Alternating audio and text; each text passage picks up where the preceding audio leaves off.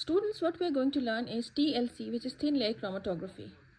It is another form of chromatography in which the stationary phase is solid, usually alumina, which is Al2O3, and silica, which is SiO2. It is spread onto microscopic slide in the form of slurry with water.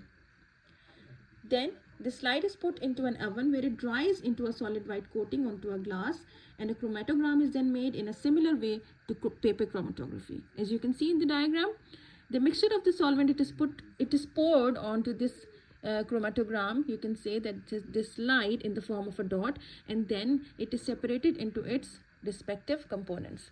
Now the polar molecules are adsorbed more strongly onto the surface, that is, they travel slowly, okay, because they are more adsorbed.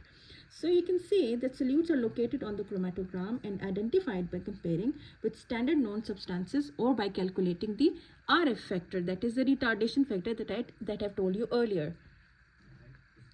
Now students, TLC is normally described as adsorption chromatography, but some partitioning does occur if water is present. Both dried alumina and silica can become rehydrated, and when this happens, water also acts as a partitioning stationary phase.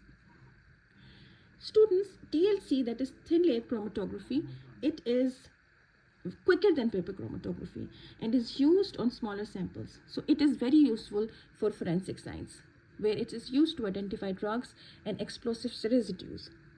For example, it is used for the analysis of a substance that is suspected to be cannabis. In this case, the stationary phase is the silica sprayed with silver nitrate solution, and the mobile phase is methylbenzene. You can see the structure of methylbenzene. So this is about thin layer chromatography.